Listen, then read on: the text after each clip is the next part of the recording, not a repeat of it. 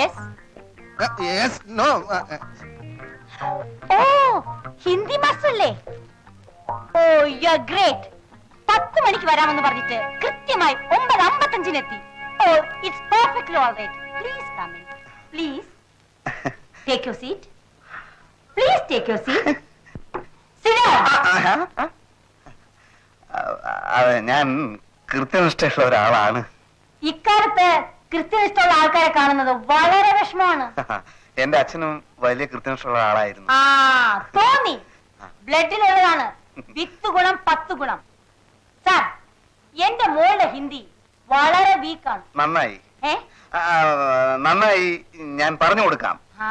എന്റെ വല്യച്ഛൻ ഒരു ഉത്തർപ്രദേശുകാരനായിരുന്നു. ഒരു ഹിന്ദി ചുറ്റുപാടിലാണ് ഞാൻ വളർന്നത്. സാറിന് ആദ്യം കണ്ടപ്പോഴേ എനിക്ക് തോന്നി സാറിന് ഒരു north Indian cut. Rajesh Khanna എന്ന് പറയുന്ന ഒരു ഹിന്ദി നടനെ പറ്റി കേട്ടിട്ടുണ്ടോ? കേട്ടിട്ടുണ്ട്. അദ്ദേഹം എന്റെ ഒരു അമ്മാവനാ വകയിൽ. ആണോ? എന്റെ മോൾ ഇത് കേട്ട അന്തം വിടും. വിടട്ടെ. സത്യത്തിൽ രാജേഷ് ഖന്ന അമ്മാവനാണ് എന്നെ ശരിക്കും ഹിന്ദി പഠിപ്പിച്ചത്. അയ്യോ, അപ്പോ എന്റെ മോളുടെ ഭാഗ്യം തന്നെ. സാറിന് വലിയൊരു ഫീസ് തരേണ്ടി വരുമല്ലേ? ഫീസ് എനിക്കൊരു പ്രശ്നമല്ല. എന്റെ സ്റ്റുഡന്റ് വളരെ നന്നായിരിക്കണം. പിന്നെ ഈ ഹിന്ദി ഒരു രാഷ്ട്രഭാഷയാണല്ലോ നമ്മുടെ. ഈ രാഷ്ട്രഭാഷ നന്നായിട്ട് ഇങ്ങനെ പ്രചരിപ്പിക്കുക എന്നുള്ളതാണ് എന്റെ ജീവിത ലക്ഷ്യം തന്നെ. ഒരുപാട് നാളായിട്ട് പറയുന്നതാണ് ഹിന്ദി സാറിന്റെ കാര്യം.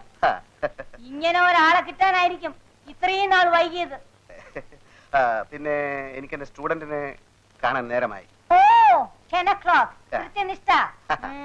മോളെ മീനു, ഹിന്ദി മാസ്റ്റർ വന്നിരിക്കുന്നു. വേഗം ഒരു പുസ്തകം വാ. പിന്നെ രാജേഷ് ഖന്ന അമ്മാവന്റെ കാര്യം എന്റെ സ്റ്റുഡന്റിനോട് ഇപ്പൊ പറയണ്ട. കുട്ടി ഭയപ്പെടും. അത് നമുക്ക് പിന്നെ പറയാം. You are right, you are right.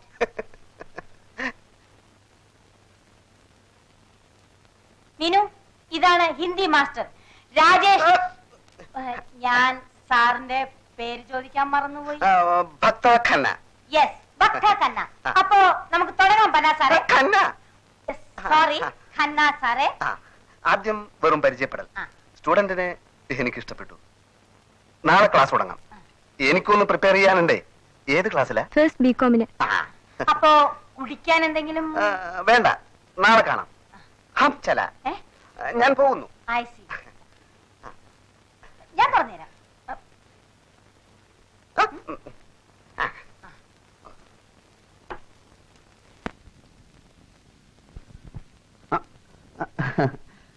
മാഞ്ഞു പോയതാ. ഓ, അത് ശരി. അല്ല സാറ്, ഞാൻ മേജർ നായരുടെ മകളെ മകളെ ഹിന്ദി പഠിപ്പിക്കാൻ വന്നതാ. മകളോ? അങ്ങനെ ഒരു മകളില്ലല്ലോ. മേജർ നായർ എന്റെ അച്ഛനാ. ഓ, അത് ശരി. ഞാൻ അദ്ദേഹത്തിന്റെ ഒറ്റ മോനാ. ഹിന്ദി ക്ലാസ് എനിക്കാ. പക്ഷേ എന്റെ അമ്മ സ്മോൾ പോക്സ് വന്ന് കിടക്കുക. ഇവിടെ ക്ലാസ് എടുക്കാൻ പറ്റില്ല. സാറിന്റെ വീട്ടിൽ ക്ലാസ് എടുക്കാൻ അങ്ങനെ എനിക്ക് അതാ സൗകര്യം. എക്സാം എടുത്തിരിക്കുകയാണ്. പെട്ടെന്ന് ക്ലാസ് എടുത്ത് തീർക്കണം. അങ്ങോട്ട് പോവാ.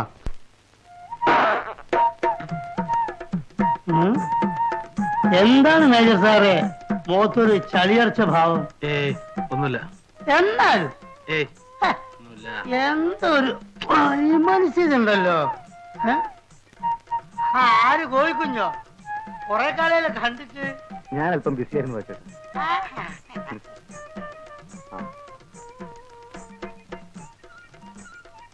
അല്ല, നിങ്ങളല്ലേ അന്ന് പറഞ്ഞത് ട്രാൻസ്പോർട്ട് മന്ത്രി സുന്ദരൻ നാടാ അല്ലെന്ന്? അങ്ങേര് തന്നെ ആണെങ്കിൽ താൻ പോയി ബസ് കയറി ഇരുന്നു. അന്തസ്സുള്ളവരായ പറഞ്ഞ വാക്കിന് വില വേണം മിസ്റ്റർ. അന്തസ്സിനെ പറ്റി താൻ കൂടുതൽ സംസാരിക്കണ്ട. അന്തസ് കൂടുതലുണ്ടായിരിക്കും പെമ്പിള്ളാർ പറയാൻ വായുവൊക്കെ നടക്കുന്നത്. സ്ത്രീയും പുരുഷനും കണ്ടുമുട്ടിയാൽ പരസ്പരം ഇഷ്ടപ്പെട്ടാൽ അതിലെന്താ തെറ്റ്? ഇഷ്ടപ്പെട്ടാലല്ല, ഇഷ്ടപ്പെടാനും പ്രേമിക്കാനും വേണ്ടിയല്ലേ പുറകെ നടക്കുന്നത്. പ്രേമം ഇത്ര ഒരു അലവലാതി പരിപാടി ഈ ലോകത്തിലില്ല. റോമിയോ ജൂലിയറ്റ് എന്ന് കേട്ടിട്ടുണ്ട്. ലോകം മുഴുവൻ കരഞ്ഞ പരിശുദ്ധ പ്രേമം. അവരെന്താ അലവലാദികളാ? ആണേലും അല്ലേലും അവസാനം ചത്തില്ലേ രണ്ടും. എന്നാ പിന്നെ ഈ കോളേജിലും സ്കൂളിലൊക്കെ അത് പഠിപ്പിക്കുന്നതിനാ? പറ. അതൊരു ചോദ്യ മേജർ സാർ, അതൊരു ചോദ്യ. എടാ മരമണ്ടന്മാരെ, ഇതൊക്കെ പഠിപ്പിക്കുന്നത് നിന്നെ പോലുള്ള ഒരു പെമ്പിള്ളാരുടെ പുറകെ വായു കിടക്കാതിരിക്കാൻ വേണ്ടിയാ. മനസ്സിലായോ? അല്ല, നിന്നെയൊക്കെ പറഞ്ഞിട്ട് എന്താ കാര്യം? നല്ല കുടുംബത്തിൽ പിറന്നവരാരും ഈ നാറിയ പഠിക്കും. കുടുംബത്തെ പറ്റി പറഞ്ഞ അടിച്ചെന്നിന്റെ പല്യൻ. ഇനിയും പറയും, നല്ല കുടുംബത്തിൽ പിറന്നവരാരും ഈ നാറിയ പണിക്ക് പോവില്ല. തന്റെ കുടുംബം നല്ലതാണോ? എന്താ സംശയം? തനിക്ക് പെമ്മക്കളുണ്ടോ? ഉണ്ടെങ്കില് അവൾ ആരെങ്കിലും പ്രേമിക്കുന്നുണ്ടോ? ഇല്ല. എന്നാൽ നല്ല കുടുംബത്തിൽ പറഞ്ഞ തന്റെ മകള് ആരെങ്കിലും പ്രേമിക്കുന്നതാണോ? അതിന് വേറെ ആരെങ്കിലും മകളായിരിക്കണം. ബെറ്റുണ്ടോ? ബെറ്റുണ്ട്, ബെറ്റോ, ബെറ്റുണ്ട്, ആ. ബെറ്റുണ്ട്. മറ്റേ സാറേ, ഇത് നമ്മുടെ കുടുംബ പ്രശ്നമാണ്. ബെറ്റ് അടിക്കണം. എന്താ പറ്റ്? ബെറ്റ്. എന്താ പറ്റ്? 3 മാസത്തിനുള്ളിൽ തന്റെ മകൾ ആരെങ്കിലും പ്രേമിക്കുന്നു എന്ന് ഞാൻ സ്ഥാപിച്ചാൽ താൻ ഈ ഒരു ദിവസത്തെ മീശെടുക്കണം. അയ്യേ, അത് കാണാൻ ഭയങ്കര വൃത്തിയായിരിക്കും. അല്ല, സപ്പോസ് അവൾ പ്രേമിച്ചില്ലെങ്കിലോ? എന്നെ തലയാ മുട്ട മുട്ട അടിക്കണം. അത് നമുക്ക് പച്ച പോരാ, മുട്ടയടിക്കണം. അടിക്കണോ? മുട്ടയടിക്കണം. എല്ലാം അടിച്ചാലേ. ബെറ്റ്, ബെറ്റ്, ബെറ്റക്ക് ബെറ്റ്. ബെറ്റ്. എണ്ണിക്കോ, മാസം 3. എന്നാ മുട്ടയടിക്കാനുള്ള ദിവസം താനും എണ്ണിക്കും. ഒന്നാം സാക്ഷി പാച്ചിപ്പിട.